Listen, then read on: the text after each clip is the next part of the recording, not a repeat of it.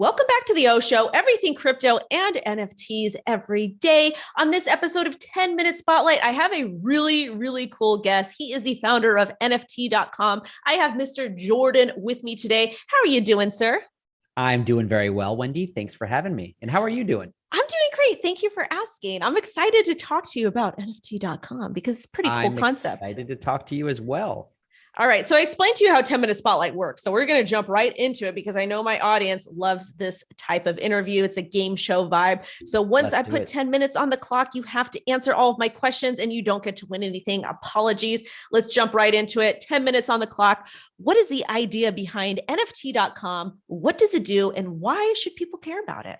Yeah, the internet can be better than it is today. Creators are so disenfranchised. Wendy, you have a big YouTube audience, but you built a mansion on someone else's land. That land belongs to Google. You do the same thing when you build a massive Twitter following. That land belongs to Jack Dorsey and Twitter shareholders. The same thing on Facebook and Instagram and TikTok and all the social platforms that we use. Creators are the ones that add value to platforms. Creators are the ones that make these platforms worth billions of dollars. Yet creators don't have voices. They've suffered through YouTube demonetization. They've suffered through random algorithm changes. They don't have a voice. With NFT.com, we want to put creators back in control. That's why NFT.com is a DAO led by creators for creators. I absolutely love every single thing that you said. So next question. So people can go to NFT.com and make their own custom spaces where they're the owner, kind of like a Reddit, that type of platform, right? Yes, but it's even better than that. When you go to sign up for a Facebook account or Gmail account or a YouTube account, it looks like it's free, right? It's email, password, claim your profile. Secret, it's not, and it's not so big of a secret because if you really read those terms of service, they mine everything you do, every page you like, every video you watch, and they're collecting data on you. They know what your preferences are, and then they sell that to big tech companies and big marketing companies, fast-moving consumer good companies that want you to buy something on your weekly grocery shopping trip, and they know everything about us. When those companies talk about us, by the way, they don't talk about us as users. They brag about how much money they make using our data per user per quarter. With NFT.com, you're going to come and you're going to be able to register NFT.com/WendyO, and you'll be able to have that, and that belongs to you as an NFT. You'll use that NFT to sign in. No more username and password. You have an NFT as your login. What a novel concept. And that profile is your gallery if you're a collector. It's your storefront if you're a creator. And this is the primitive of what we believe will become your full-blown Web3 social identity. I absolutely love that. I am a very big supporter of NFTs, especially when it comes to creators, artists, musicians getting their power back. Absolutely love it. Perfect segue into our next question. Why is this idea of creators or general crypto enthusiasts so important to the space? Creators drive all the value in this space. They always have on the internet. From the very early days of the internet, it was the cat memes back in the 90s. Cough, cough, MySpace. MySpace, yeah. But even before MySpace, I'm talking like the 90s, where the first things to do on the internet, even like around the same time email was introduced, was just look at funny pictures of cats, right? Remember the I Can Has Cheeseburger meme and all those early cat photos?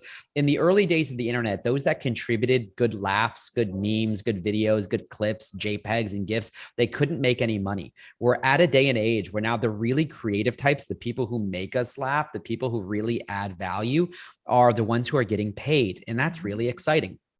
Those creators need to be empowered. The situation with current NFT platforms like cough, cough, OpenSea is that those creators add hundreds of millions of dollars in value and transactions to that platform. They don't have account managers. They don't have a direct line to Devin and Alex, the CEO and CTO of the platform. They're not vesting equity or options in the platform, and they're not getting loyalty points like you do when you fly United or JetBlue or American Airlines. They're totally disenfranchised, yet they're the ones who made that business worth $13 billion. The same thing happened with YouTube. The same thing happened with TikTok. There is a better way. Creators need to be in control.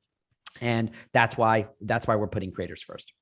So why does owning one space matter in the overall scope of things? Because let's face it, we have platforms like Facebook, Twitter, YouTube, whatever it is, and people are just kind of fine with that. But why does this, like, who's going to benefit from this besides the creators? Is it going to help other people as well? And then do you think this is going to be a game changer and change the world? Absolutely. When you talk about the whole movement of decentralization, what blockchain technology, now what we just call Web3, forget the complexity of like blockchain technology. You don't have to know how a blockchain works to understand the benefit of this. What if users were in control? What if users got to make decisions? What if you had a seat on the board of directors of Twitter? Do you think that maybe we would get to vote on things like, hey, should we have an edit tweet feature? Or hey, should we have a feature that makes it easier for creators to sell their merchandise on Twitter? Or hey, should we deplatform a sitting president who's being really racist and making a bunch of people feel uncomfortable, right? Regardless of what your politics are, no one intended the world to get to a place where one white dude in his late 30s could deplatform a sitting president. That was never supposed to happen. We need to have users that are on platforms having a voice in these platforms.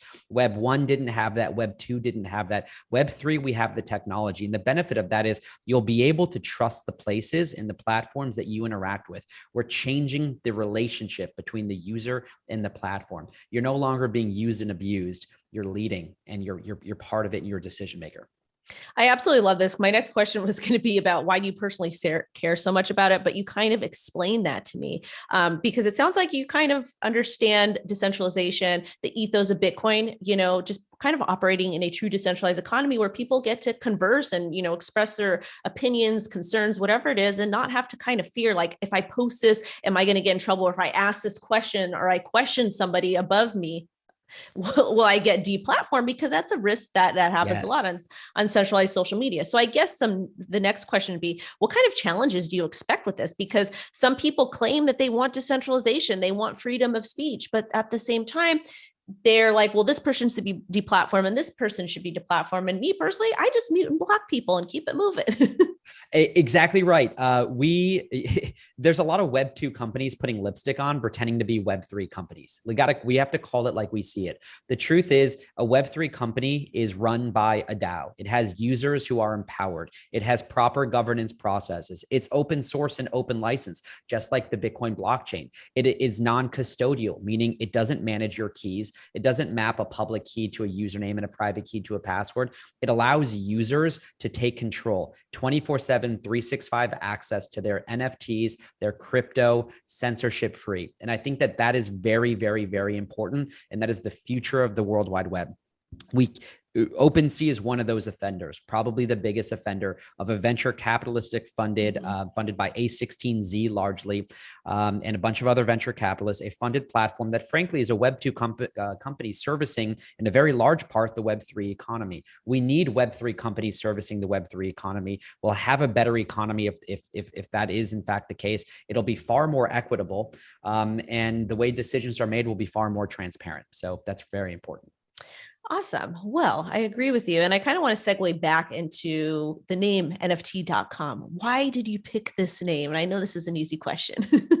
Listen, I love domain names. My last name is Freed, but it's spelled like fried. And from as early as I can remember, I wanted to buy that domain name and I got it. And I've had an opportunity to sell that to like fast food chains and everyone for much more than I paid for it, but I've never sold a domain name. I've only ever purchased them. I own some other cool domain names too. If this is going to be on video and you can see me right now, behind me, it's not Miami. This is actually Puerto Rico, and I own PuertoRico.com. I love Puerto Rico. Wow. It's an amazing place. So I love domain names. NFT.com is probably one of my favorite domain names. I first talked on a panel about NFTs in 2018. No one showed up, Wendy. There's probably 15 people in the audience. And I think like my dad was one of them. No one was interested in it. So when someone sent me the domain name and that it was for sale, I jumped at the opportunity. I paid $2 million for it in full disclosure. It's an expensive domain name. I've had offers for many multiples of that. The domain name's not for sale. And the last thing I'll say on it is, it's too good of a brand. NFT.com, I would put up there with crypto.com, blockchain.com, bitcoin.com, right? It really is an unbelievable domain name. It's got the propensity to be a marquee domain name, but it's too good of a domain to belong to Jordan Freed. It can't belong to one person or one company. It needs to belong to us. The domain name needs to be ours. And that's why we're allowing anyone to come to NFT.com and mint their profile. It's a subtle, again, difference in terms of your relationship with that platform, but that's why that name is so good. Wouldn't you love to have your link in bio be nft.com/WendyO and have people go look at all those collections and creations? I know I would. I'm hoping other people are as excited as I am about that. Okay, I have to kind of deviate a little bit. Quick question before I get to the last question. The last question is really good. But are we going to be able to utilize different chains? Like can I have my Ethereum NFTs there, my Solana NFTs, my Cardano NFTs, like will that be a possibility one day on NFT.com? Yes, because this domain name is not mine and it's ours, we want to support NFTs wherever NFTs exist. The way you do that is we have something called a Genesis key coming. I think we'll probably talk about that at some point in this, but a Genesis key, there's 10,000 of them. It's not a PFP. You wouldn't make it your profile picture, but it is your seat to the governing DAO. And it is the first people who hold Genesis keys get to get their profile. So if you really want that Wendy profile, or you really want that Jordan profile, or that, I don't know, 420 or whatever profile you want, you got to get a Genesis key. You can go mint that, and that profile is yours. The DAO will also determine what features get included and what protocols get supported. Initially, all NFTs are on the Ethereum network. If you really care about the environment and you don't like all the carbon emissions, coming from the Ethereum network, then you can vote to have the Solana network included, or the Hedera Hashgraph network, or Algorand, or Avalanche, or Polkadot, or whatever you want. That is freaking awesome. I love this. And you actually answered my last question, but I guess the last question is more of a statement. Well, let me think about this. I'm going to decide. So first off, you guys, make sure you guys check out NFT.com. I really love the concept. And I like the idea that you can go ahead and say, hey, we want to participate in the DAO. We want to see this chain utilized or this chain utilized. But I guess going forward, like how else can people get involved? Besides joining the Discord, joining the community, asking questions, doing the research, all of that fun stuff. Yeah, if you are aligned with anything I said right now, then we need you. If you're listening to this, I don't care if you're in press and communications. I don't care if you're an engineer. I don't care if you're a business and development person, or a marketing person, or just a cool person that is really excited about all of this and viva la revolucion. We need you. Anyone who tells you they're going to be better than OpenSea on day one is lying to you. There is a war happening for the internet right now, whether you realize it or not. There are tech conglomerates that are trying to own this next phase of what we call Web3 and what is becoming a metaverse. We cannot let Zuckerberg win the metaverse. We cannot let the tech conglomerates take over here.